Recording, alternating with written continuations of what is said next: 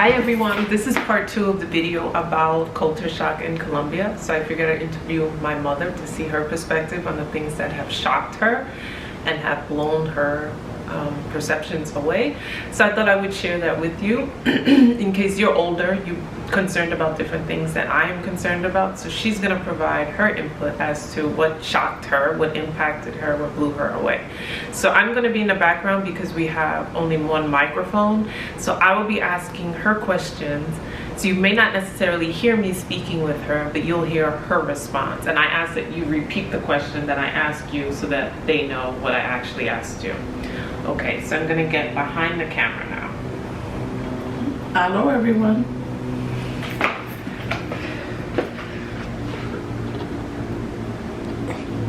So tell me what shocked you the most about being in Colombia.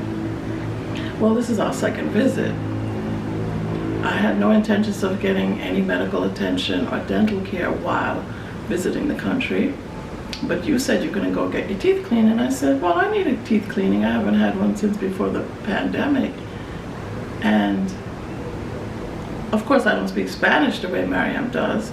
So I trusted in God and I went forward. And I was so amazed at the courtesy, the reception by the staff and the dentist.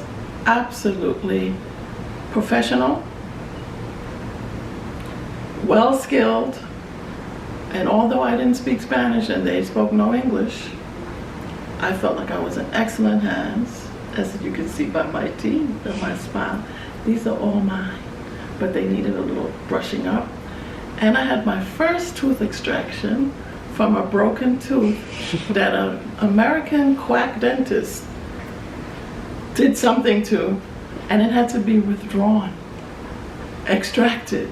Well, at 62, experiencing your first tooth extraction is traumatizing enough. Imagine not knowing the language and not caring, because I was in excellent hands.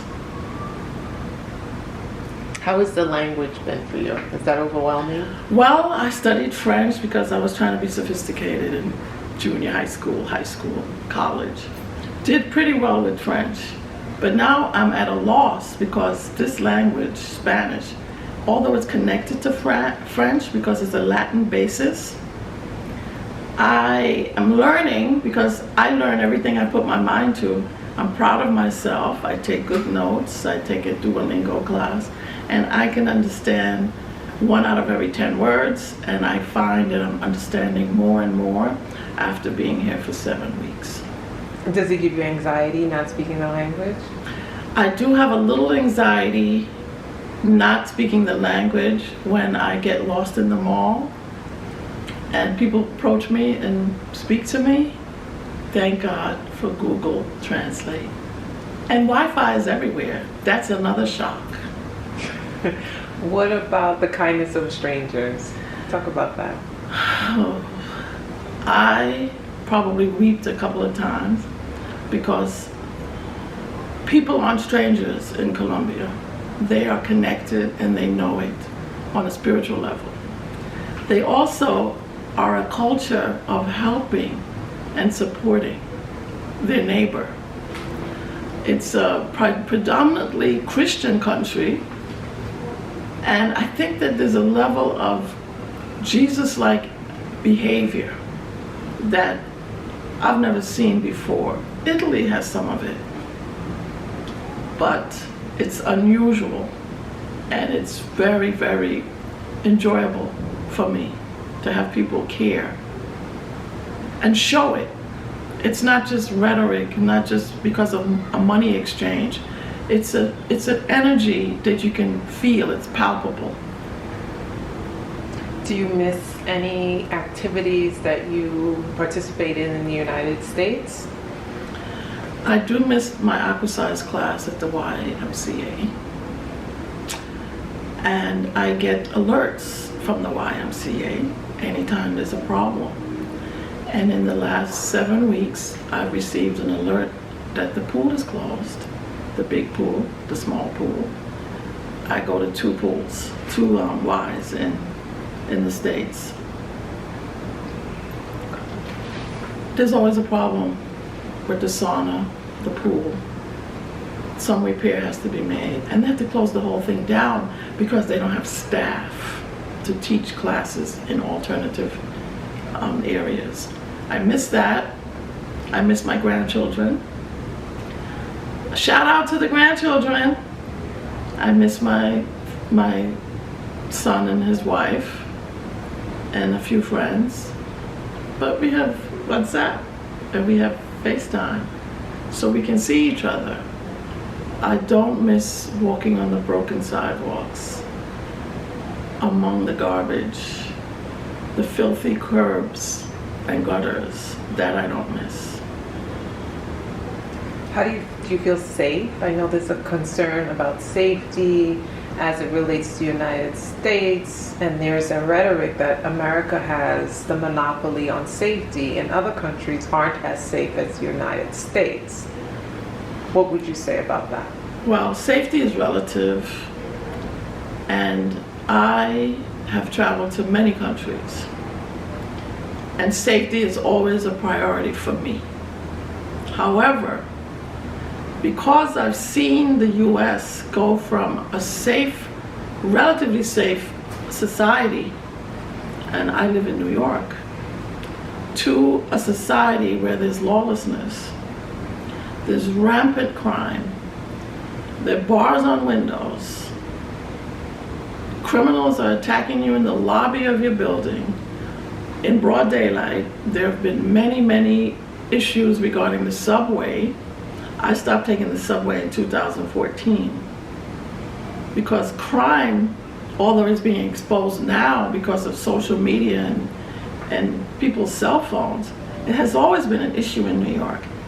And although Colombia has a history of war and trauma, it seems like the society has healed itself to a large extent.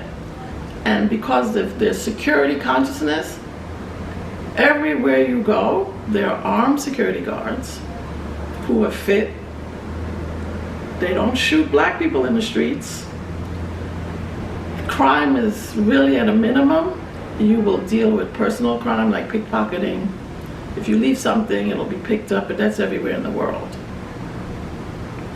I feel relatively safe because I'm surrounded by safety protocols, like to get into the hotels, to get into the Airbnbs.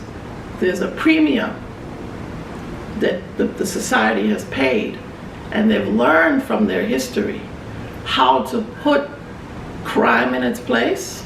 Although America still has the largest prison population in the world, poverty creates crime.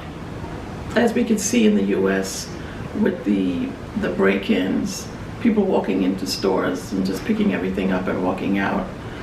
That could never happen here.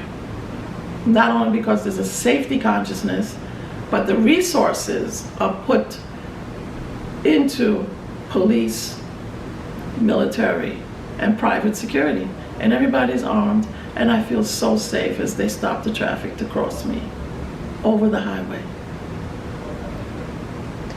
What would you say to someone who's in their 60s or late 50s who's apprehensive about relocating to Colombia, for example, or another country? What would you say that they should pay attention to? I would recommend a visit. Like I said, this is our second visit, and we're back in the original city that we visited, Santa Marta. To learn about another culture means you have to spend a significant amount of time there, and you figure out whether or not you're comfortable there. I'm an immigrant to the United States. I started traveling at 1. My parents visited the US when I was 1 year old. We came back when I was 5 years old. We traveled. My family traveled. Travel is in my blood, but I'm older.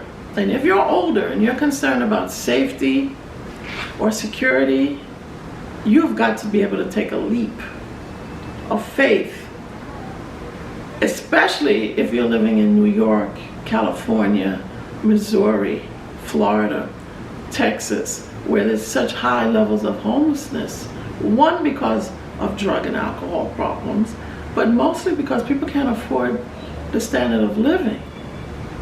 People are being rendered homeless, and a lot of seniors are ending up homeless because their pensions, their Social Security benefits cannot manage these outrageous rents that landlords are demanding. And I can't figure out how all of a sudden an apartment that was worth $3,000 15 years ago is worth $6,000, or a $1,500 apartment that was basic 20 years ago is now worth $4,000 in the crime-ridden neighborhoods of New York, New Jersey, California, San Francisco, Los Angeles.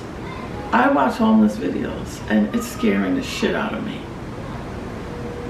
So you have to be able to look into the future as well as look into the past.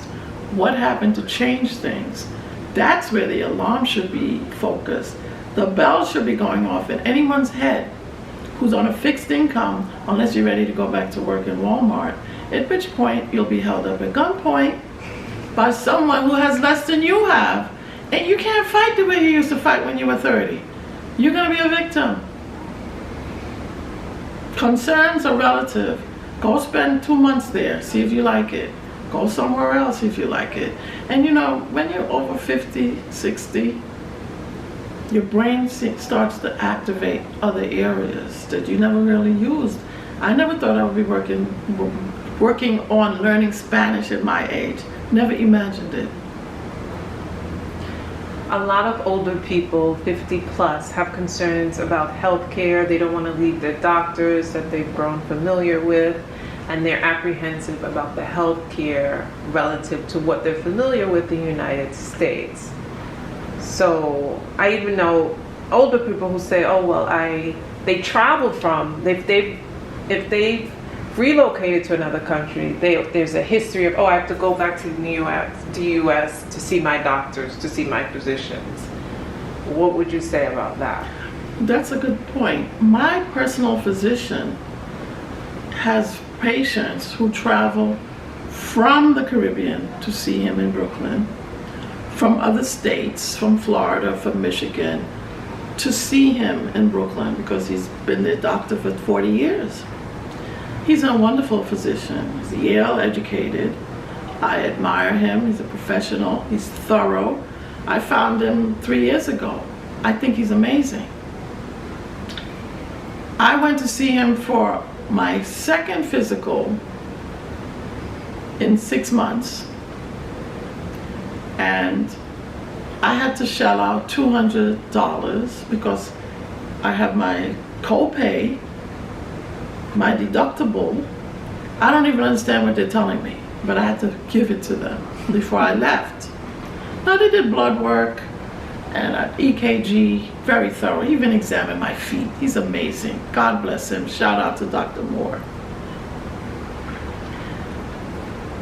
What I spent $200 on in Colombia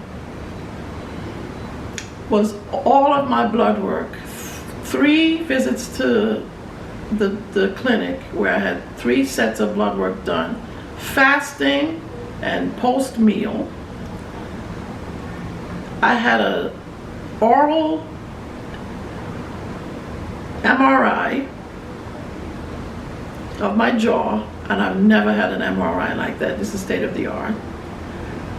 I had a physical exam by the dentist, and we're not at $200 yet. The cost was the extraction of the tooth, and they had to put a membrane over the area where the tooth was extracted to prepare the area for the implant, which I have to come back to do in 5 months. I've been looking at my credit card. That credit card was empty when I started the medical care. All of that, including the tests, the visits, was less than $1,100. I would pay that out of pocket because it is less than what I'm paying for regarding a deductible, which I know is going up because they increased Social Security by 8.9% for people in my age group. And with that increase, they're taking back. So the Part A and B increased. Those of you who are on Social Security, and I know quite a few people who are, they can't make ends meet. I'm not trying to sell Colombia to anybody, because as a matter of fact, some of y'all don't need to come here because you're entitled. But what I will sell to an intelligent consumer is the U.S. is not the beginning and the end. It's not the alpha and the omega. It's also not the center of the universe. And it's failing miserably in healthcare, especially for women of color who are of childbearing age. I worked in a hospital for 10 years. I am familiar with the ins and outs of the hospital systems, the corporate entities, the insurance aspects, and I've been a patient because of my own health issues. And I have to say, we're getting the short end of the stick. They're not paying me in Colombia to say these things. I am in shock, but in a good shock.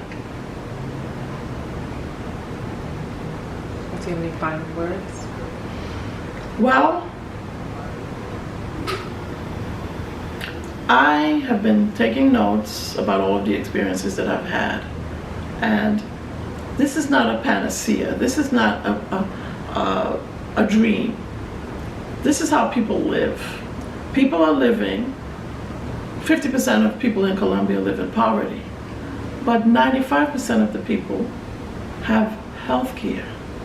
They can see their doctor. They can see their dentist. 40-year-old people are walking around with braces because they finally were able to get the system together where people can access what they need. The other thing is, I discovered the U.S. tests out a lot of their medical equipment in Colombia. So by the time you get it, Colombia has new equipment. That is shocking to me. And we've had a good immersion. I've been learning about the culture, learning about the system, learning about how I can live better. I can feel better. I was able to see a physician in the area that I need medical care, and I didn't speak Spanish and he spoke very little English. But when I told him how much my medication cost, he repeated it in English, and he was in shock. And he said, "That's criminal." And I agree with him. I don't like being ripped off. I'm a taxpayer, and so are you.